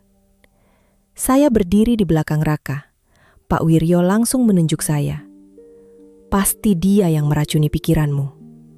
Raka menepis tangannya. "Jangan selalu menyalahkan Ayu. Aku bisa melihat sendiri. Sejak menikah, kamu berubah. Sejak menikah, aku baru melihat banyak hal yang dulu tidak kuperhatikan." Pak Wiryo mengangkat tangan seolah hendak memukul, tetapi Raka tidak mundur. Ibu Sulastri berlari keluar dan berdiri di antara mereka. "Sudah, jangan sampai Bapak dan anak saling pukul." Pak Wiryo akhirnya menurunkan tangan lalu menendang kursi hingga terguling. "Kalau merasa pintar, keluar dari rumah saya. Hidup sendiri, makan sendiri, jangan bergantung kepada saya." Raka menatapnya dengan napas berat. "Baik, kami memang akan keluar." Kata-kata itu membuat semua orang diam. Ibu Sulastri kemudian mengingatkan bahwa di samping gudang terdapat sebidang tanah kosong milik keluarga. Dulu tanah itu direncanakan untuk rumah Raka. "Kalian bisa membangun rumah kecil dulu," katanya. "2 kamar juga cukup." "Bapak pasti menolak," ujar Raka. "Tanah itu memang masih atas namanya, tapi sejak dulu dia selalu bilang akan diberikan kepadamu." Ketika Raka meminta izin, Pak Wiryo tertawa mengejek. "Mau membangun dengan uang apa?" "Kami akan mencicil bahan. Saya juga bisa mengerjakan instalasi listrik sendiri." "Jangan berharap saya membantu. Kami tidak meminta uang." Pak Wiryo menatap saya. "Pasti ini keinginan istrimu supaya bisa menjadi ratu di rumah sendiri." Saya menjawab tenang. "Kami hanya ingin hidup tanpa terus bertengkar. Kalau membangun di tanah saya, jangan merasa memilikinya. Surat tetap atas nama saya." Raka terdiam.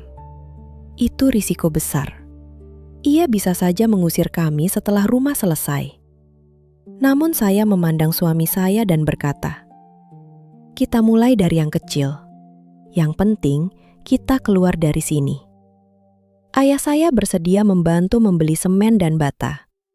Raka menyisihkan gajinya untuk pasir, kayu, serta genteng.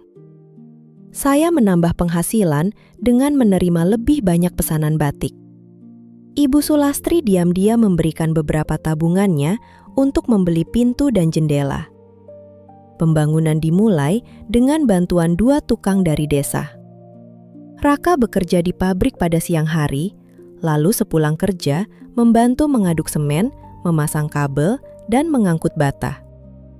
Saya menyiapkan teh manis, gorengan, dan makan siang untuk para tukang sambil tetap mengerjakan pesanan batik.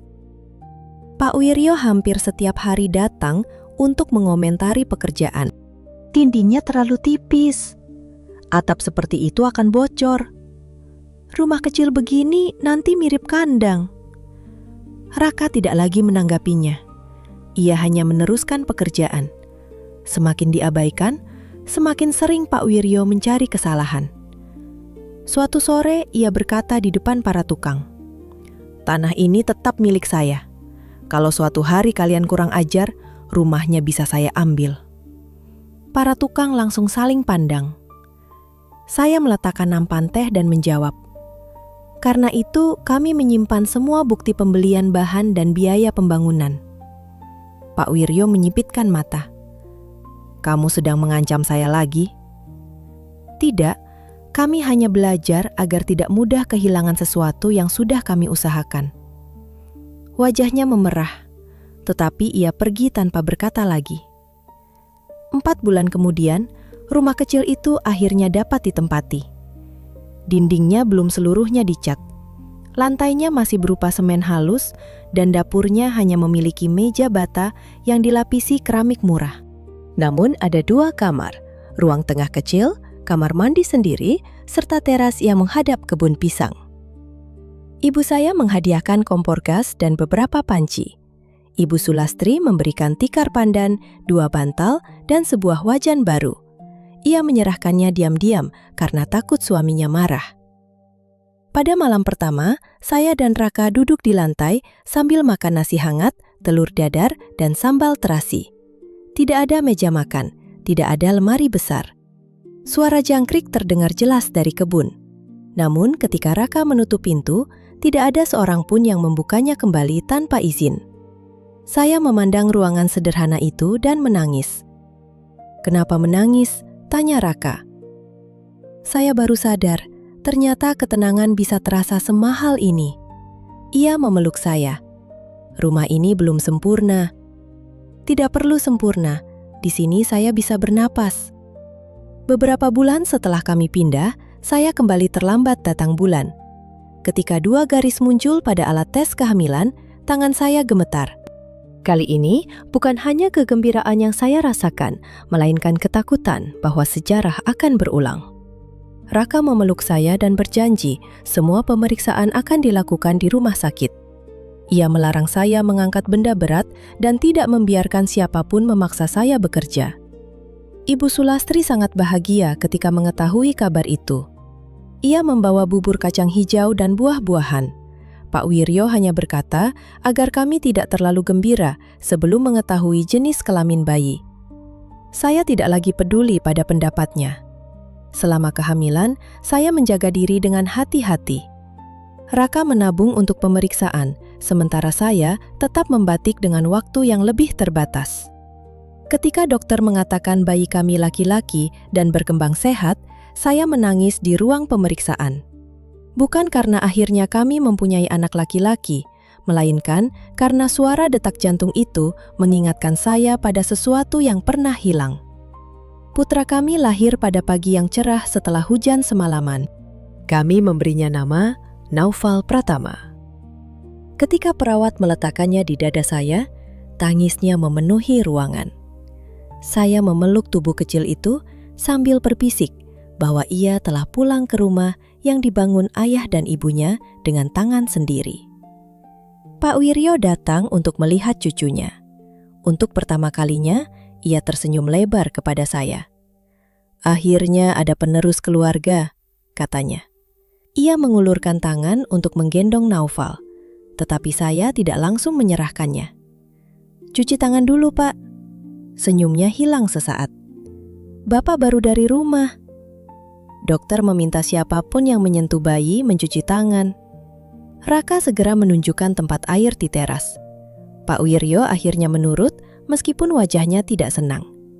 Saat melihatnya menggendong Naufal, saya tidak merasakan kehangatan yang saya harapkan. Saya hanya teringat pada Kirana dan semua perkataan yang pernah ia ucapkan tentang bayi perempuan. Pak Wiryo mungkin menganggap kelahiran Naufal menghapus masa lalu. Bagi saya, anak itu bukan alasan untuk melupakan. Naufal adalah alasan agar saya tidak pernah kembali menjadi perempuan yang mudah ditundukkan. Setelah kelahiran Naufal, rumah kecil kami menjadi pusat kehidupan saya. Hari-hari dipenuhi tangis bayi, aroma minyak telon, kain popok di teras, dan langkah Raka yang pulang menjelang petang dengan seragam berbau mesin. Kami lelah, tetapi kelelahan itu tidak lagi disertai ketakutan bahwa seseorang akan membuka pintu dan mencari kesalahan. Sayangnya, jarak beberapa puluh meter dari rumah utama tidak cukup menghentikan Pak Wiryo mencampuri hidup kami. Ia datang hampir setiap hari tanpa mengetuk. Suatu pagi, ketika saya sedang menyusui, ia langsung membuka pintu sambil memanggil Raka. "Kalau saya masuk ke tanah sendiri, memang harus minta izin kepada siapa?" katanya saat saya menegur. "Rumah ini kami bangun dengan uang kami. Setidaknya Bapak bisa mengetuk. Sejak punya rumah sendiri, aturanmu semakin banyak." Mengetuk pintu itu sopan santun. Ketika Raka pulang, ia memasang kait tambahan dan meminta ayahnya mengetuk. Pak Wiryo tersinggung. "Sekarang anak sendiri mengunci pintu dari bapaknya." "Kami hanya butuh privasi," jawab Raka. "Kalau begitu, jangan tinggal di tanah saya." "Kalau Bapak terus memakai tanah untuk mengatur rumah kami, suratnya sebaiknya dipisah." Pak Wiryo tertawa dingin. "Selama saya hidup, tanah itu tidak akan pindah nama." Ancaman itu sering ia ucapkan. Namun Raka mulai menyimpan kwitansi bahan bangunan, foto pembangunan, dan bukti bantuan dari ayah saya. Pak Wiryo juga memaksa Raka membantu gudang setiap kali libur. Suatu minggu, Raka baru pulang dari shift malam ketika ayahnya datang membawa daftar pengiriman. Ada 20 karung yang harus dibawa ke pasar. "Aku baru pulang kerja, Pak." "Tidur bisa nanti." "Aku hampir 12 jam di pabrik." Pak Wiryo melihat saya yang sedang menggendong Naufal. "Pasti istrimu melarang. Jangan bawa Ayu ke setiap masalah." Ia pergi sambil mengomel bahwa anak zaman sekarang tidak tahu balas budi. Kepada tetangga, ia mengatakan Raka berubah sejak dikendalikan istrinya. Saya hanya tersenyum. Dulu perkataan seperti itu bisa membuat saya menangis. Sekarang saya tahu, mereka hanya mendengar cerita dari seseorang yang pandai memainkan peran sebagai korban. Sementara itu, gudang kembali mengalami kekurangan. Ibu Sulastri datang diam-diam membawa buku catatan. "Dalam 3 minggu, 12 karung hilang," katanya. "Bapak masih keluar malam?" "Lebih sering, kadang membawa beras, minyak, gula, atau uang dari laci. Katanya untuk pelanggan yang berutang, tapi tidak pernah ada nama." Raka memeriksa catatan pembelian, pengiriman, dan stok. Selisihnya lebih besar dari dugaan. Ia menghadapi ayahnya di gudang. "Beras ini dibawa kemana?" "Sudah saya bilang untuk pelanggan." "Siapa? Aku akan menagih." Pak Wiryo melempar tali karung. "Kamu sedang memeriksa bapakmu?" "Aku memastikan usaha keluarga tidak habis." "Kalau habis, itu urusan saya. Ibu bekerja di sini puluhan tahun, sebagian juga hak ibu." Pak Wiryo menoleh kepada istrinya. "Jadi kalian bertiga bersekutu?" Ibu Sulastri menjawab pelan. "Kami hanya ingin tahu kemana hasil kerja kami pergi." "Jangan ikut campur kalau tidak paham." "Saya mungkin tidak mengerti semua angka, tapi saya tahu jumlah karung yang saya jahit dan uang yang masuk ke laci." Pak Wiryo pergi dengan wajah marah. Malam itu ia tidak pulang sampai hampir subuh. Beberapa hari kemudian, saya melihatnya melintas di belakang rumah dengan motor. 2 karung kecil tertutup terpal biru terikat di samping. Saya menitipkan Naufal kepada Ibu Sulastri, lalu mengajak Raka mengikuti dari jauh. Jalan desa gelap. Pak Wiryo tidak menuju pasar atau rumah pelanggan. Ia berbelok ke gang di belakang kebun tebu dan berhenti di depan rumah bercat hijau pucat. Rumah itu milik Bu Ratna, seorang janda yang menjual gorengan di depan sekolah dasar. Pak Wiryo mengetuk dengan pola tertentu. Bu Ratna segera membuka pintu. Ia tidak tampak terkejut menerima seorang laki-laki larut malam. Dari balik pohon pisang, kami melihat Pak Wiryo membawa karung ke dalam. Bu Ratna menyentuh lengannya dengan akrab, lalu pintu ditutup. Raka berdiri kaku. Mungkin hanya mengantar barang, katanya, tetapi suaranya tidak meyakinkan. Kalau hanya mengantar, kenapa harus tengah malam dan memakai ketukan rahasia? Kami menunggu hampir 1 jam. Pak Wiryo tidak keluar. Raka akhirnya mengajak saya pulang. Ibu Sulastri masih menggendong Naufal.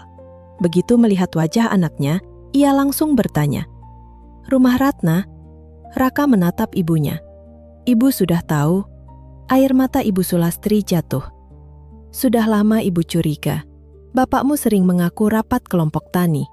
Bajunya kadang berbau minyak wangi yang bukan milik ibu.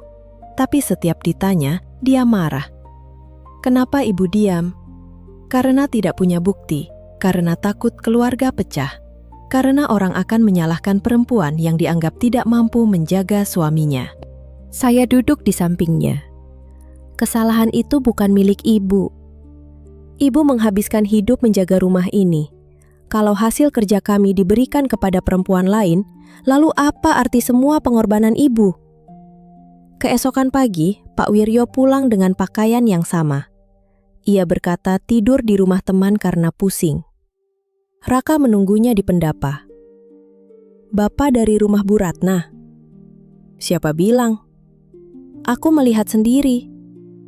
Pak Wiryo menatap kami. "Kalian mengikuti saya?" "Jawab pertanyaanku." "Saya mengantar beras, dia pelanggan." "Sampai menginap?" "Saya tertidur di kursi." Ibu Sulastri keluar dan melempar sehelai selendang ke meja. Selendang itu ditemukan di saku jaket suaminya. "Ini juga milik pelanggan." Pak Wiryo kehilangan kata-kata, lalu seperti biasa memilih marah. "Kamu menggeledah barang saya." "Saya mencuci jaketmu. Berapa lama kamu berhubungan dengan dia?" "Perempuan tidak tahu diri. Sudah saya beri rumah dan makan. Masih memata-matai suami." Ibu Sulastri gemetar, tetapi tidak menunduk. "Saya bekerja di sawah sejak sebelum matahari terbit. Saya mengangkat gabah, menjahit karung, memasak untuk buruh, dan membesarkan anakmu. Jangan bicara seolah saya hidup dari belas kasihanmu." Pak Wiryo mengangkat tangan. Raka segera berdiri di depannya. "Jangan sentuh ibu." "Menjauh." "Tidak." Pak Wiryo akhirnya menurunkan tangan, tetapi mulutnya terus menghina. Ia menuduh saya menyusun semuanya agar bisa menguasai tanah. Ia menyebut Raka anak durhaka dan istrinya perempuan tua yang tidak tahu berterima kasih. Saya berharap setelah tertangkap, Pak Wiryo menghentikan hubungannya. Ternyata, ia semakin terang-terangan mendatangi Bu Ratna. Tetangga melihat mereka pergi bersama ke pasar kecamatan. Ketika gosip menyebar, Pak Wiryo menuduh saya. "Kamu yang menceritakan kepada orang-orang." "Saya tidak perlu bercerita. Bapak sendiri berjalan bersamanya di depan umum." "Mulutmu membawa sial." "Bukan mulut saya yang merusak keluarga." Suatu sore, Bu Ratna datang mengenakan kerudung merah marun dan membawa map plastik. Wajahnya tegang. "Saya ingin bicara dengan Mas Wiryo dan keluarganya." Ibu Sulastri keluar. Raka berdiri di samping ibunya, sementara saya menggendong Naufal di teras. Bu Ratna langsung berkata, "Saya sedang hamil." Kata-kata itu jatuh seperti genteng pecah di tengah keheningan. Pak Wiryo pucat. "Kita tidak perlu membicarakan ini di sini." "Justru harus di sini." Mas berjanji akan bertanggung jawab. Ibu Sulastri memegang tiang pendapa. Berapa bulan? Hampir 4 bulan. Raka menatap ayahnya. Jadi semua benar. Pak Wiryo mencoba meraih lengan Bu Ratna, tetapi perempuan itu menepisnya.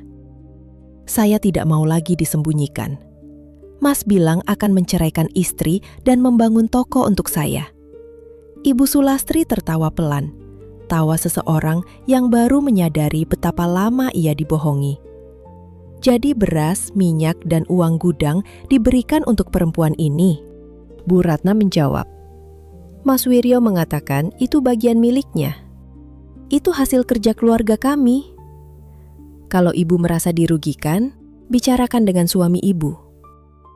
Kesedihan di mata Ibu Sulastri berubah keras. Jangan mengajari saya bicara dengan suami yang kamu datangi diam-diam.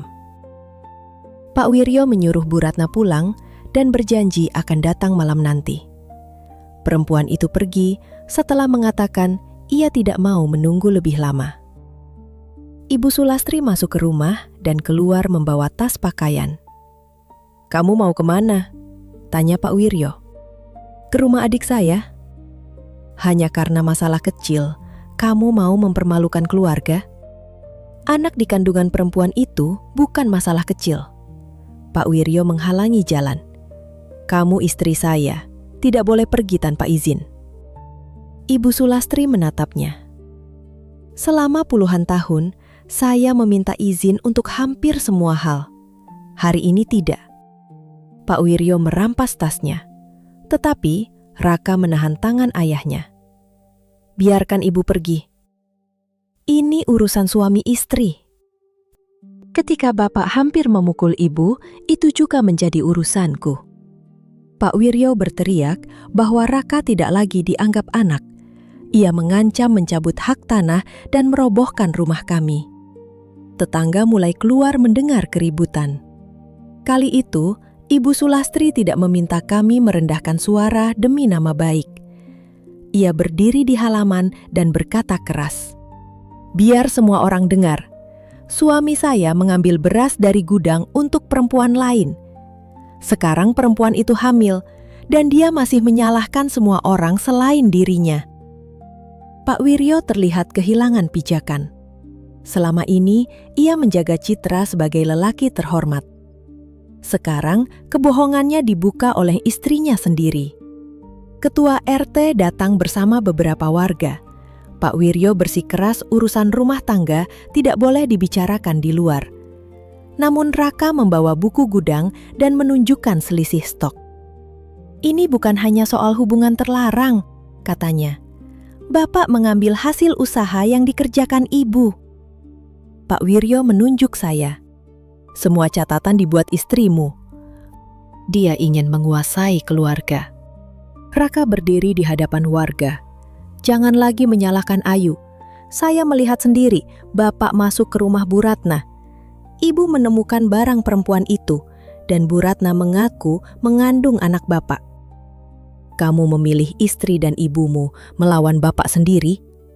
Raka menarik napas. Saya memilih kebenaran. Menghormati orang tua bukan berarti membenarkan kebohongan, kekerasan, dan pengkhianatan. Halaman mendadak sunyi.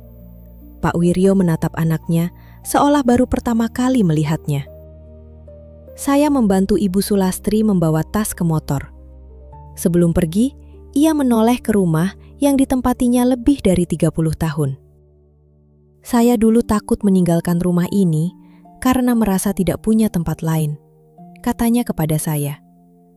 Ternyata yang paling menakutkan bukan pergi, melainkan tinggal terlalu lama sampai kita lupa bahwa kita berhak dihormati.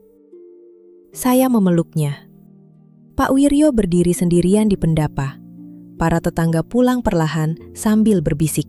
Untuk pertama kalinya, lelaki yang selalu merasa menjadi pusat rumah itu tidak memiliki siapapun yang berdiri di sisinya. Malamnya ia datang ke rumah kami dan memukul pintu. Keluar dari tanah saya, besok bongkar rumah ini. Raka membuka pintu, tetapi tidak membiarkannya masuk. Bapak tidak bisa mengusir kami begitu saja. Saya pemiliknya. Kami membangun rumahnya. Kalau Bapak ingin menyelesaikan soal tanah, kita lakukan melalui kantor desa dan aturan yang berlaku. Pak Wiryo terdiam. Mulai sekarang, lanjut Raka, jangan datang dalam keadaan marah. Jangan menyentuh Ayu, Naufal, atau Ibu. Kalau Bapak melakukannya, saya tidak akan diam. Kalian akan menyesal. Ia berbalik menuju rumah utama yang gelap. Saya menutup pintu. Dari balik dinding, masih terdengar suara kursi dibanting dan umpatan. Namun suaranya tidak lagi membuat saya gemetar. Pak Wiryo telah kehilangan sesuatu yang jauh lebih besar daripada beberapa karung beras. Ia kehilangan kepercayaan istrinya, rasa hormat anaknya, dan topeng yang selama ini membuat warga menganggapnya lelaki terhormat.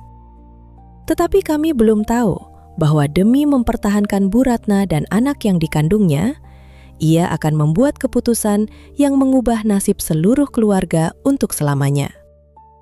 Setelah Ibu Sulastri meninggalkan rumah utama, Pak Wiryo benar-benar kehilangan kendali. Hampir setiap hari, ia datang ke rumah kami dengan alasan berbeda.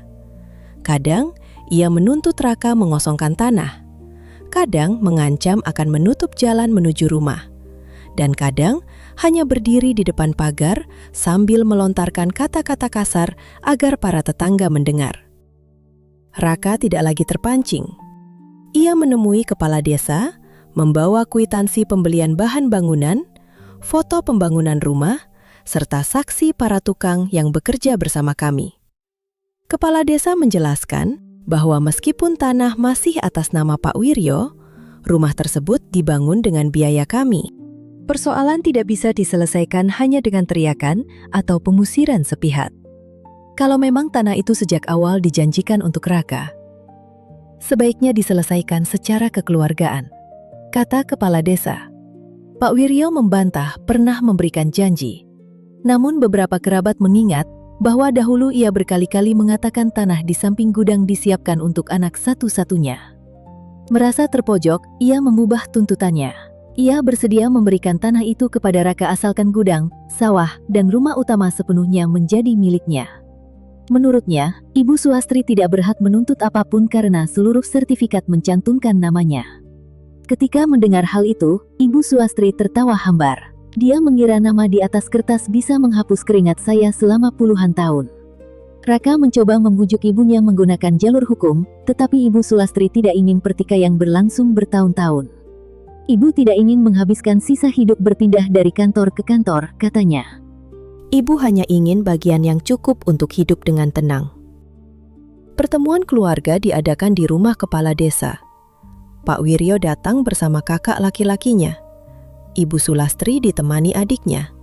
Sementara saya dan Raka duduk di sampingnya. Pak Wiryo bersikeras bahwa ia yang membangun usaha beras. Ibu Sulastri menatapnya dengan tenang. Ketika kita menikah, kamu hanya punya 2 petak sawah warisan. Saya menjual perhiasan pemberian orang tua untuk membeli mesin penggiling pertama. Saya memasak bagi buruh dan ikut menanam saat kamu pergi bermain kartu. Jangan sekarang mengaku semua itu hasil tanganmu sendiri. Pak Wirya membantah, tetapi kakaknya justru mengangguk. Sulastri benar. Dulu kami semua tahu dia ikut mengembangkan usaha. Untuk pertama kalinya, tidak ada orang yang mendukung cerita Pak Wiryo. Ia duduk dengan wajah merah, tetapi tidak dapat membentak seperti biasa karena kepala desa dan beberapa tokoh masyarakat hadir. Setelah perundingan panjang, disepakati tanah tempat rumah kami berdiri akan dipisahkan dan diberikan kepada Raka. Ibu Sulastri memperoleh sebagian hasil penjualan 2 petak sawah serta hak atas separuh nilai gudang. Pak Wiryo mempertahankan rumah utama dan sisa tanah.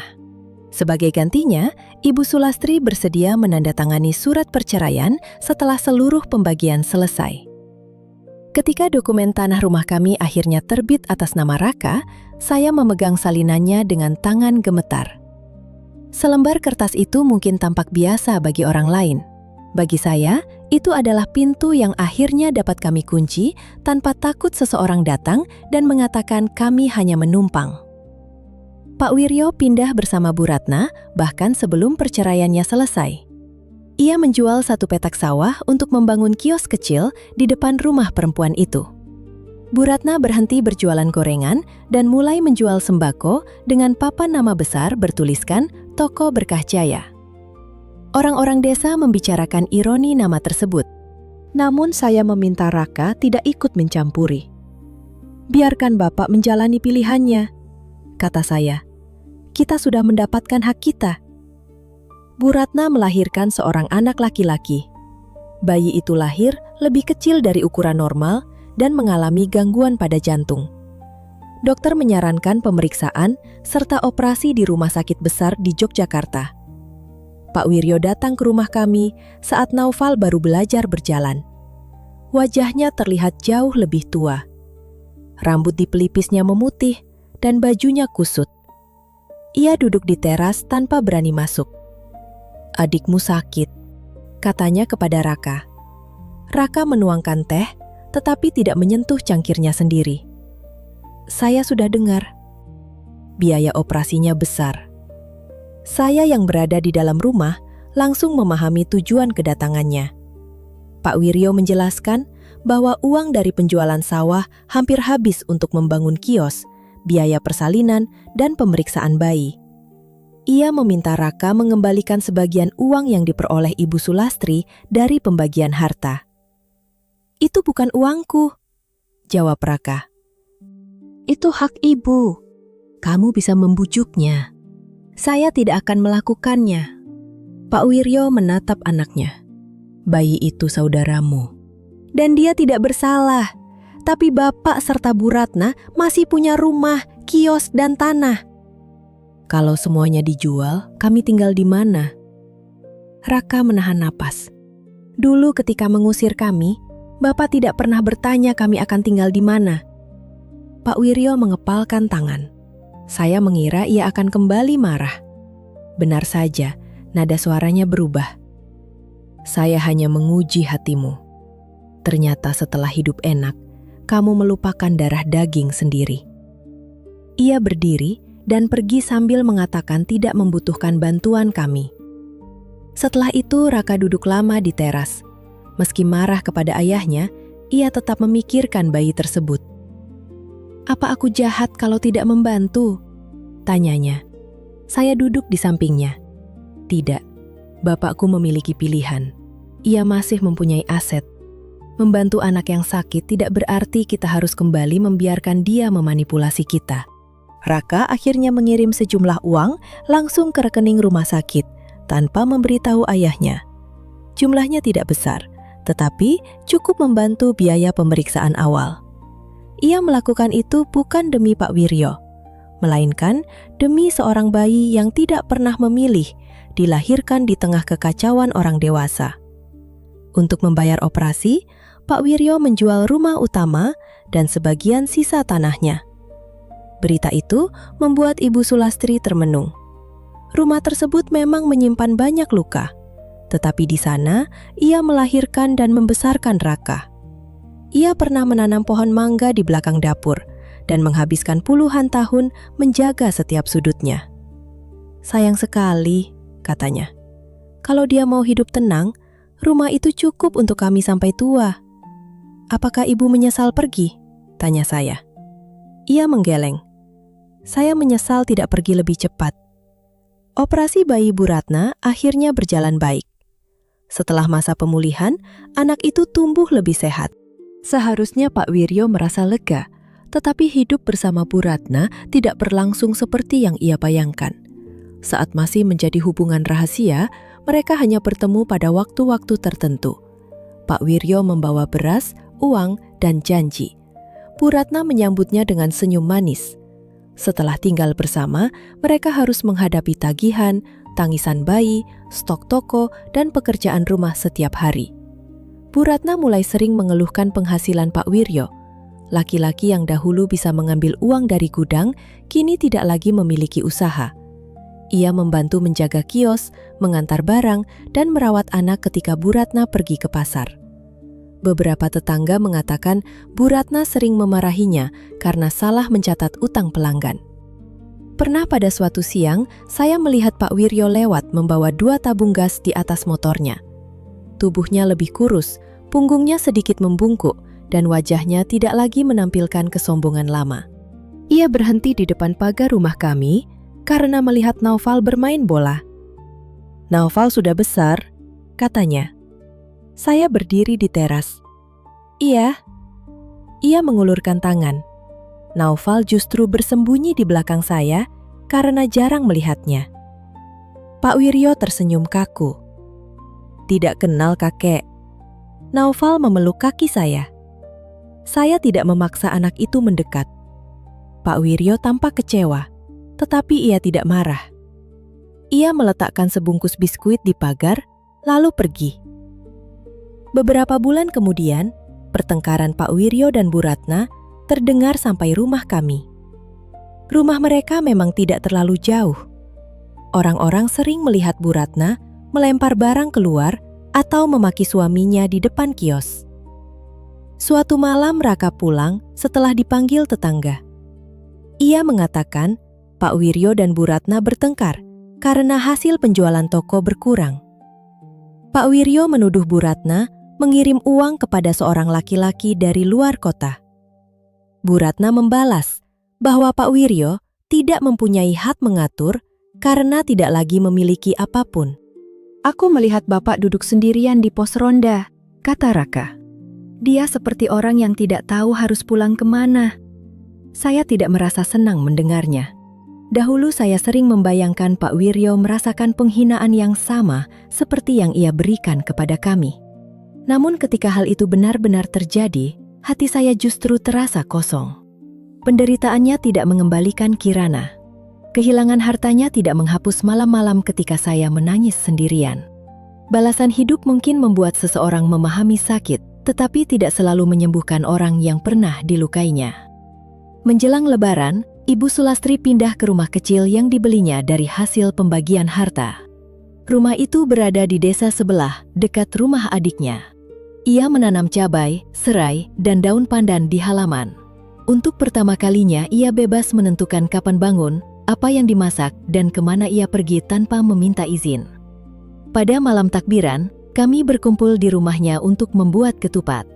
Ibu Sulastri memasak opor ayam, sambal goreng hati, dan sayur labu. Saya membantu menganyam janur, sementara Raka menemani Naufal menyalakan kembang api kecil di halaman. Keesokan paginya, setelah sholat Id, kami kembali ke rumah untuk bersilaturahmi. Ibu Sulastri mengenakan kebaya sederhana berwarna hijau muda.